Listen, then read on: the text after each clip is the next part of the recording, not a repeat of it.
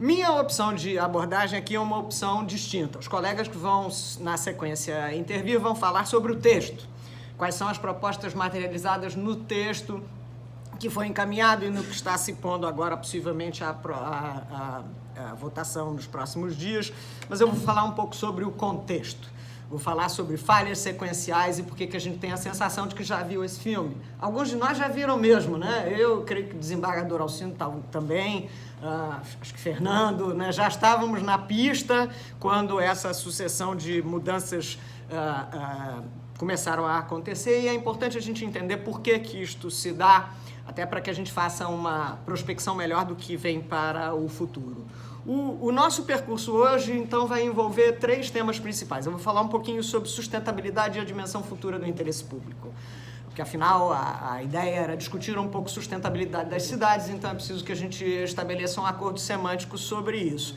Segundo ponto é trazer o conceito de falhas sequenciais, que é um conceito útil e importante para a gente entender por que o tema da Previdência tem deflagrado tantas providências, né? E no terceiro ponto eu quero falar sobre a face ainda oculta do problema, especificamente no âmbito dos registros públicos, né? E, na verdade, já antecipo um spoiler, que na face oculta do problema eu vou cuidar um pouco sobre uma inequívoca interface entre previdência e pessoal, porque previdência é sintoma, não é causa, né? Não adianta você pretender pensar previdência de maneira dissociada de pensar um pouco sobre pessoal.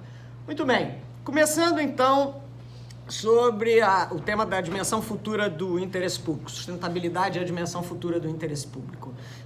Estou trabalhando com uma proposição que é dessa autora que está aí apontada no slide, Carol Lewis, um texto muito interessante, A Procura do Interesse Público. E Carol Lewis trazia a seguinte observação: a gente tradicionalmente pensa em interesse público a partir da perspectiva presente.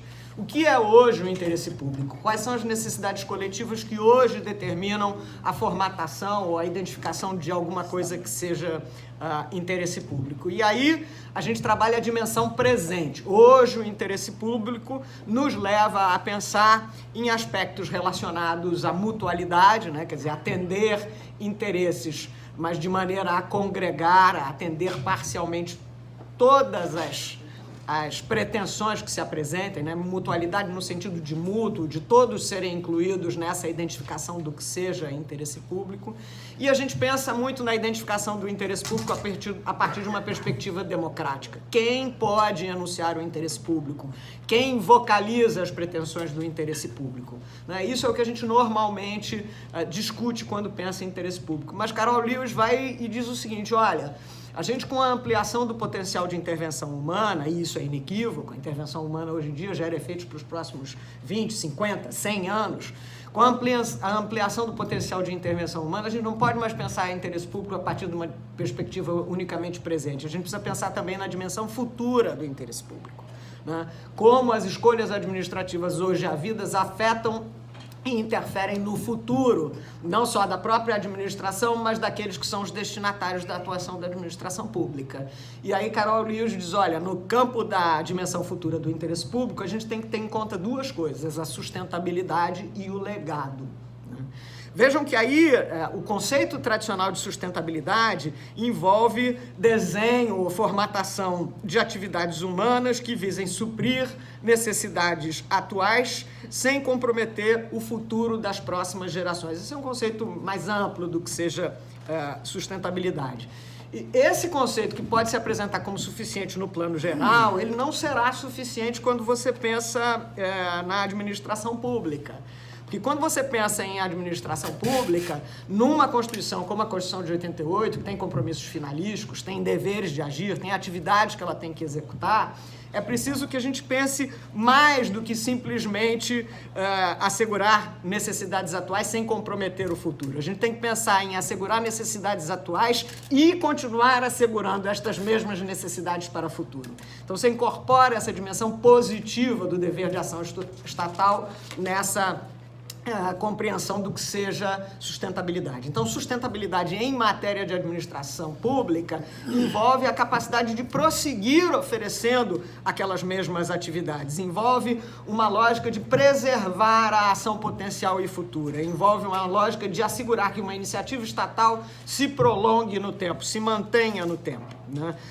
E isso tem a ver com o próprio conceito de políticas públicas. O que é política pública? Política pública é programa de ação estatal. Que ação estatal? Uma ação estatal que se prolongue no tempo, que tenha a capacidade de se sustentar no tempo, de se manter no tempo, né? Então, a dimensão futura trabalhará com essa lógica de continuidade e trabalhará com a lógica do legado. O que eu vou deixar para as gerações futuras? O que elas vão receber como resultado da minha ação estatal hoje, né?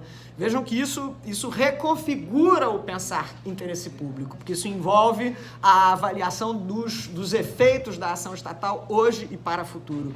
E isso envolve, amigos, uma mudança de cultura, porque a nossa cultura tem sido a cultura da descontinuidade. Há algum tempo atrás eu escrevi um pequeno ensaio dizendo como isso está entranhado, a gente percebe como isso está entranhado no nosso imaginário quando há uma mudança de titularidade no Poder Executivo.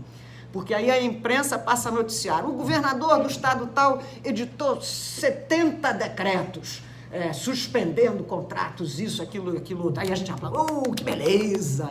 Aí o outro que editou 68 fica incomodado, chega na assessoria dele, diz, vamos fazer mais uns aí, né? Porque aquele fez 70, aí você faz mais uns.